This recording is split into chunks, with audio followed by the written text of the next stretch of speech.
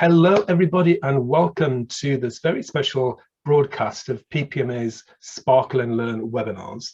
And this is going to be a very special program. It's the very first international broadcast that we're bringing to you. And one of the joys of working over lockdown is my ability to be able to connect internationally around various parts of the world with leading professionals around learning and development. And one of the most effective programs that I attended personally was delivered by our speaker today.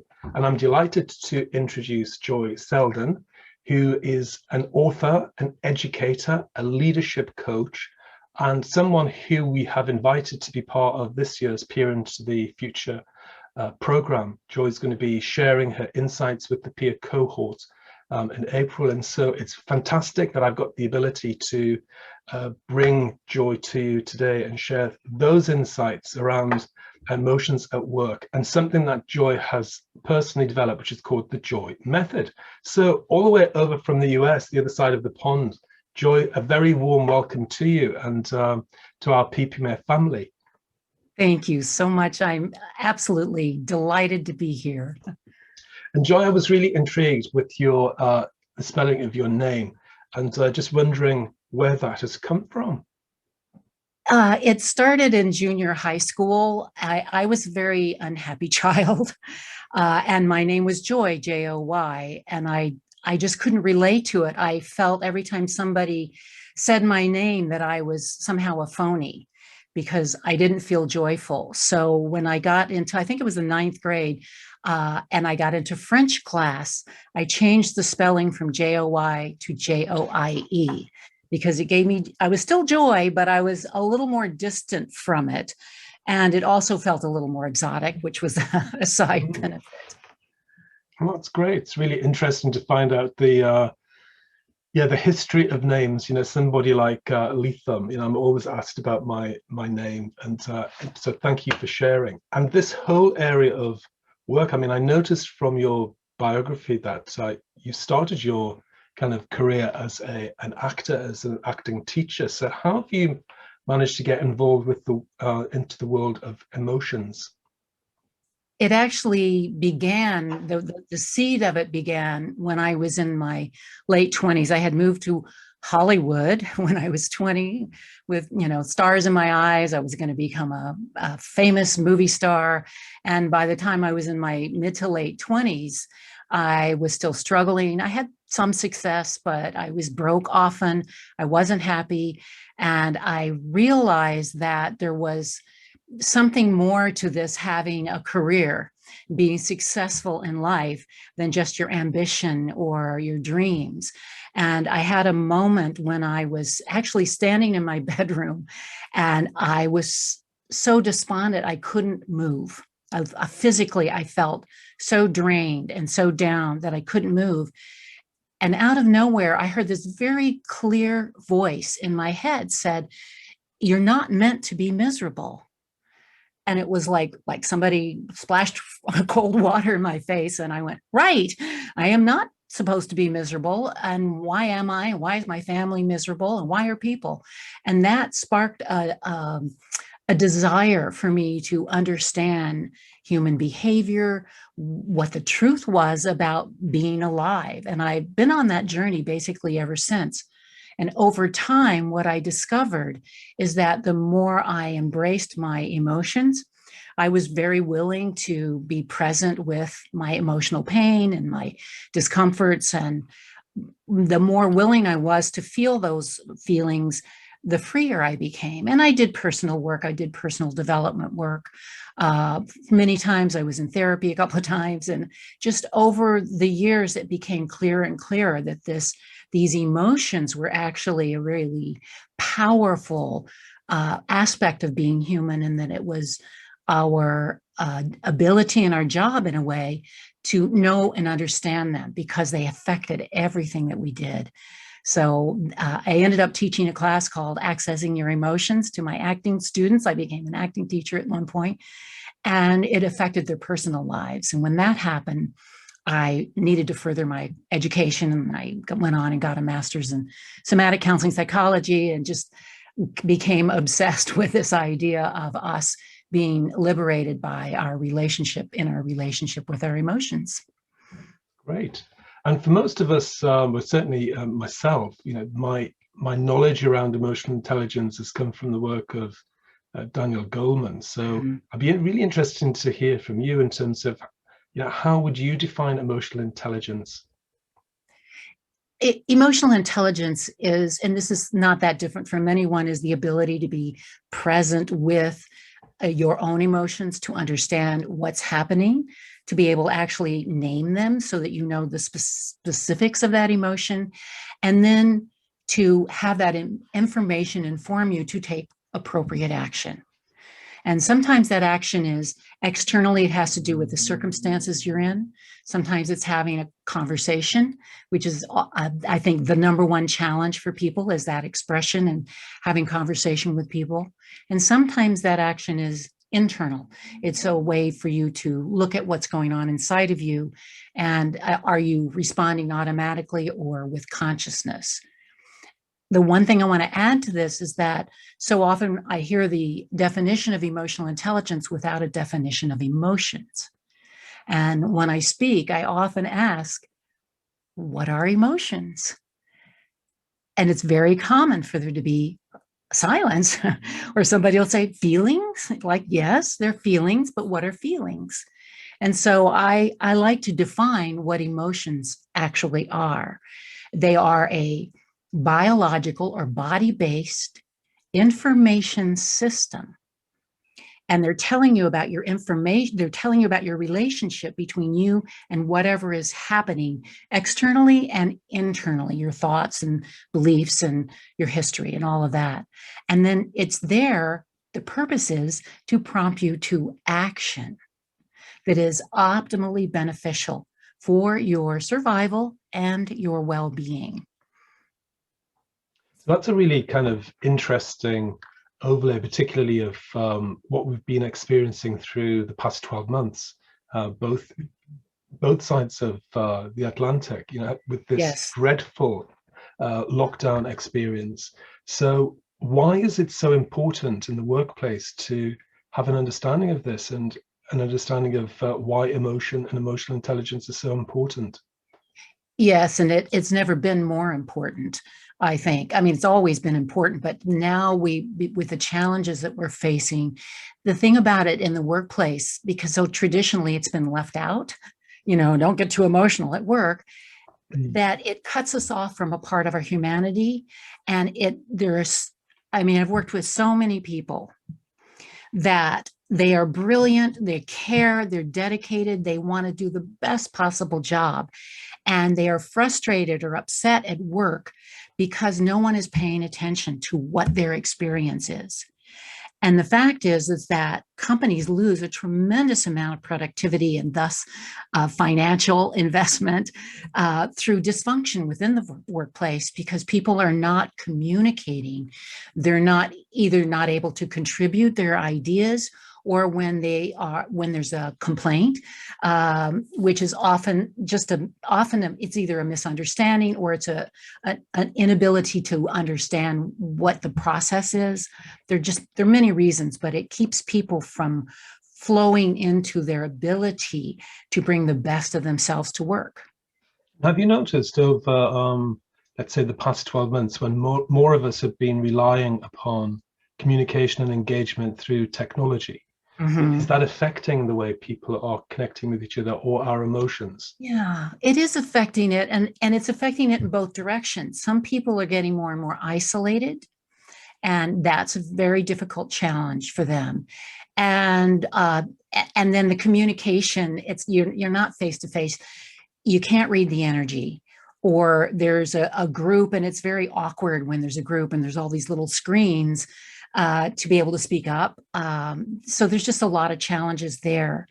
But there's also, I think, a growing awareness of just how important our connection with each other is.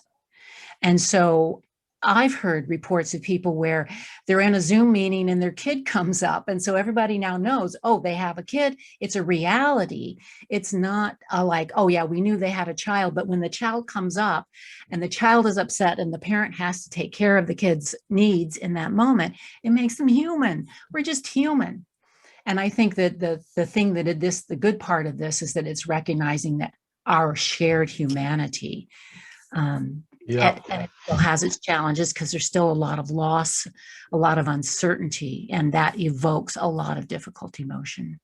So many of our PPMA community will know that I have a whippet, Luca, and he's currently screeching outside to be let in. So I can feel my emotions just starting to arise in my body. It's strange, isn't it, how these things happen? And that's, one of the, consistent pieces of feedback that I've received over the past 12 months, just in terms of how this overlay of your home life really kind of searing through your work life, and people just seeing some of these challenges that our colleagues are facing on a day-to-day basis, and how can you deal with that? And because of course, when you get to those pressure point moments, you might be in the midst of a really important meeting, and suddenly home life intervenes, and you see it. What can you do there? Yeah. So it kind of takes us into I mean, I loved the workshop that I attended, the program last summer, and it was packed full of really fantastic hints, tips, and techniques that I'm still using. And I've now got them in my kind of quiver of go-to arrows when I need to charge myself. So in this world of anxiety, let's say, or certainly we've all felt some sense of fear, what is a good tip that you can share with us in terms of how can we get to grips with that emotion? Great. Emotions happen in the body. So we can't always think our way out of an emotion. And so you got to go to the body.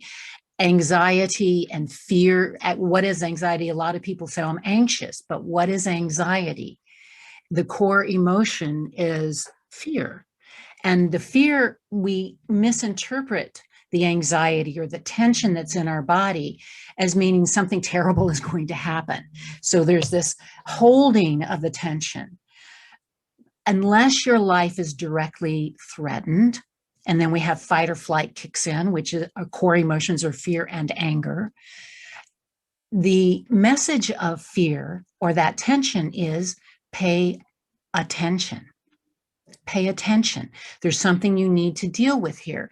And the tension that happens in our body is very contracting when your autonomic nervous system is actually being impacted. And the way to help you manage that most directly is to calm your body. This is why yoga, and I study Qigong and practice Qigong, yoga and meditative practices, and even mindfulness, because it helps you calm your nervous system.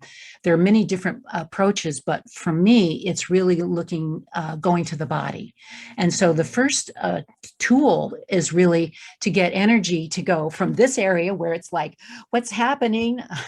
I don't know, I'm uncertain, or I'm anticipating something terrible, is to get the energy to flow down into the lower part of your body.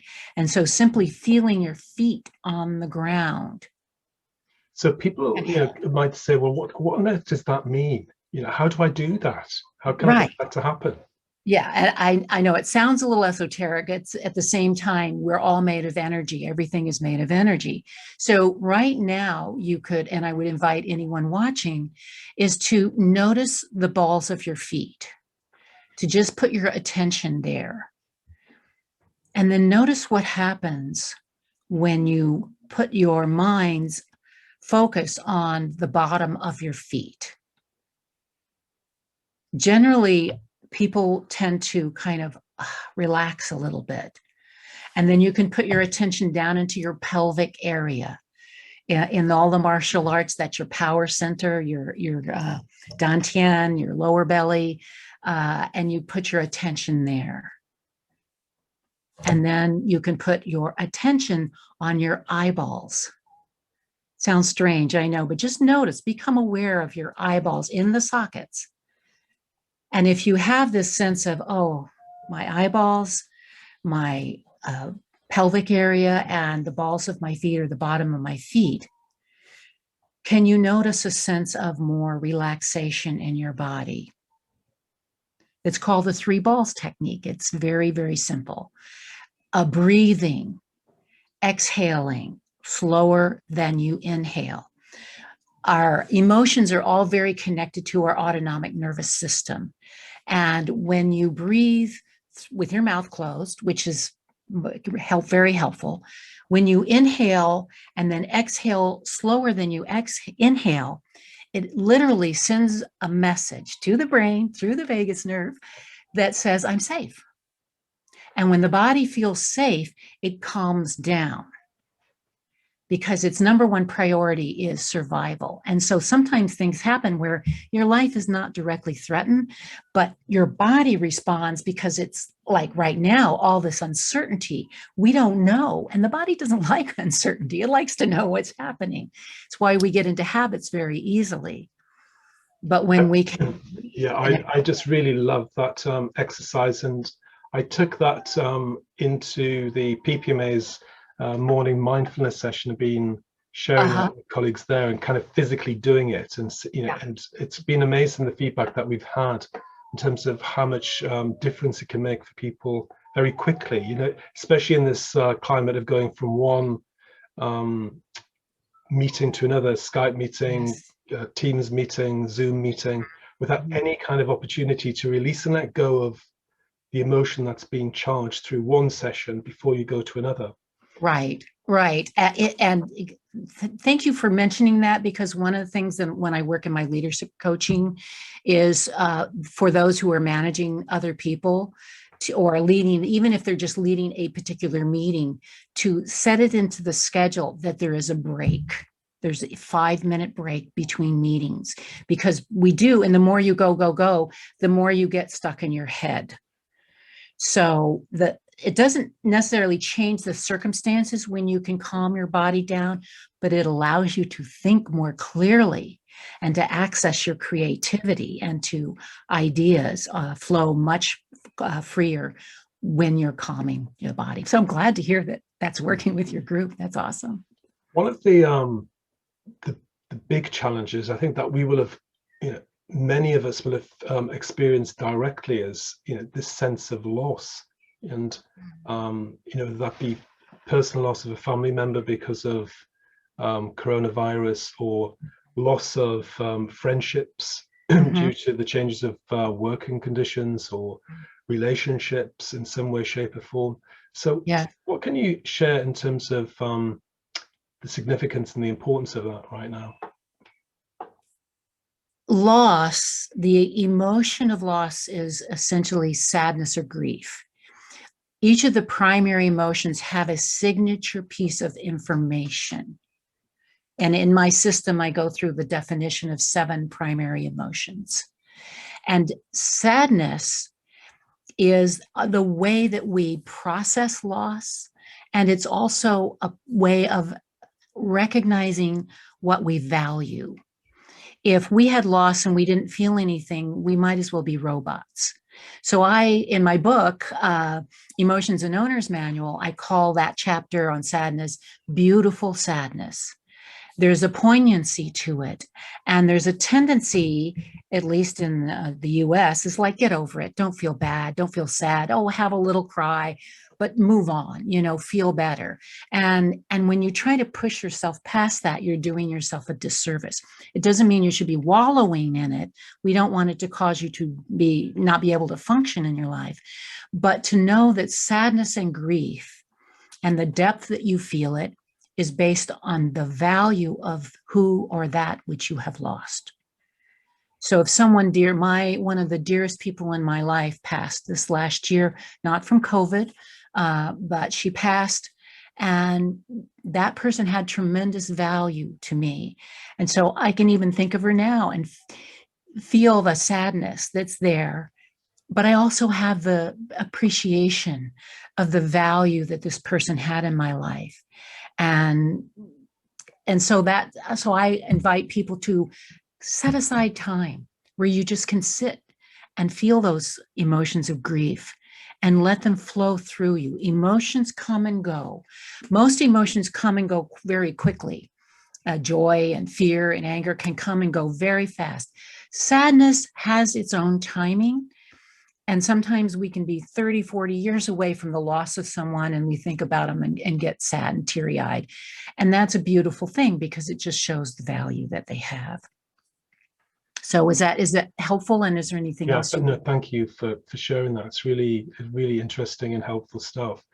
What's the most important thing do you feel that our audience should understand about their emotions?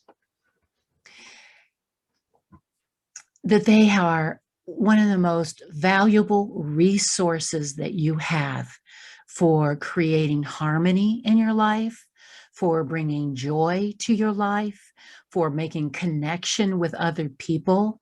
I really see emotions as the universal language, no matter your history, your culture, your ethnicity, your beliefs. The thing that we actually share the most is the common experience of the major emotions. You know, somebody is sad. You see somebody sad and you get sad. That's that empathy that comes so organically. Somebody walks in the room and they're all tense, and then you will tense up, right? In reaction to that, we are connected through our emotions, and they're a valuable resource.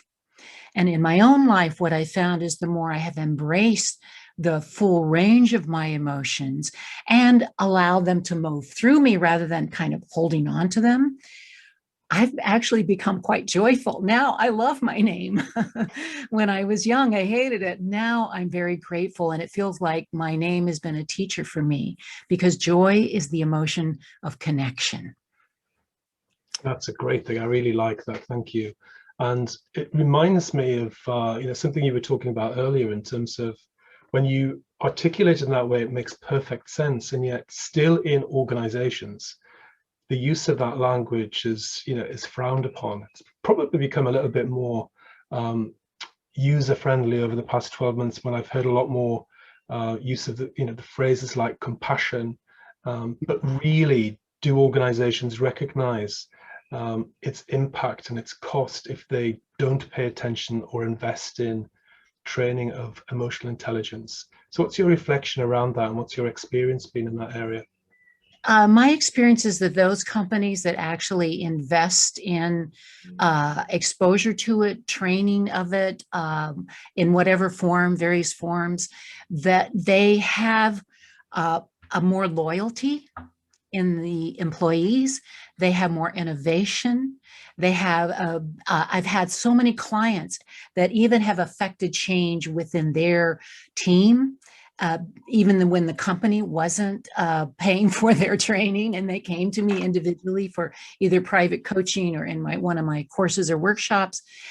They have learned how to manage their own emotions, how to deal with their anger at something that happened, or their disappointment, or what have you, or their insecurities, and learn how to communicate and express themselves. And that impact just ripples out to the people around them. And the success stories are so profound that people who are, you can even manage up, you can kind of impact up the ladder, as it were. Though I think it's the best when the leaders of a company recognize the value, because then they give a common language for people. They can give a way for people to communicate with each other and to understand each other, and to be able to bring up difficult topics and to express them in a way that actually gets heard. And, people don't necessarily need for you to do what they want you to do, but they do need to be seen and to be heard. That's great, great advice, Joy. Thank you for that. And as we come to the end of our program, just before we wrap up, any final tip or idea that you can share with us that you want to close the program with? I think one thing I'd like to say is that, we have so much in that we are pushed to feel better in advertising. Drink this, eat this, do this, buy this product so you can feel better. And we have a misunderstanding that if we feel uncomfortable in our body, then something's wrong. Some emotions are just not comfortable. Anger is not always comfortable. Fear is not comfortable. We have a discomfort that happens, but the more you can stay present with that feeling and accept it, the faster it's going to move through, the more your value you're going to get for it. And in the end, you're going to be able to integrate more of who you are, your skills and talents and passions and your capabilities. And sometimes people discover so much more of themselves when they can accept their emotions. So my big mantra is life is richer when you feel it. That is really fantastic, and such an important message for us to remember, isn't it? That negative emotions are part of our kind of lived experience. And I'm going to interrupt. I don't call them negative emotions. And that's part of the languaging in the culture everywhere. This is a negative emotion and this is a positive emotion. The problem is not the emotion. The problem is our inability to manage and harness, deal with that emotion in a healthy way. So I just wanted to get that in there. No, I like it. I like it. Yeah.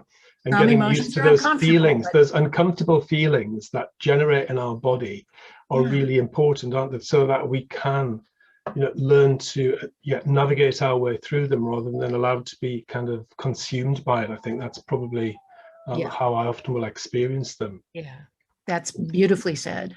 So that's it. Joy, thank you so much for your time. It's been great. Do want to thank you. And I do want to invite everyone to know about the course, Emotions at Work. It's an online course. It is self-guided, but it's also instructor-led. So I do live Zoom calls that people can engage in, and we have a wonderful community in the course so that people can engage with each other, do study groups, be on Zoom with each other. It's very robust, and I'm very, very proud of the platform and the course itself. Yeah, I mean, I love the course. I've experienced it. I thought it was absolutely fantastic. And you can find all of those details about Joy's Emotions at Work course on the PPMA website. It's under the banner of Inner Professional, and it'll take you through to that link. All PPMA members can currently benefit from a 37% discount thanks to our sponsorship with Inner Professional. And all you need to do is use the code at that checkout, PPMA21. So all of those details and information, as I said, are on the website. So just go to that section, Inner Professional, and you'll see the catalogue of courses, and Joy is there. And feel free to experience it directly. I think the next course, Joy, is in April, isn't it, that you're starting? April 19th, yeah. Yeah, so best of luck with that. And also we have Joy as one of our speakers at the virtual conference in September. So we look forward to hearing all from you there about all good things, emotional intelligence. And as I said, we've got a masterclass with Joy for our Peer into the Community program coming up in April too. So loads to look forward to, and we'll be seeing much more of Joy over the next 6 months. So once again, on behalf of us all, thank you so much for your time today, Joy, and to all of you out there, go well, stay safe, and thank you for tuning in, and see you again in a future episode of Sparkle and Learn. Thank you, everybody.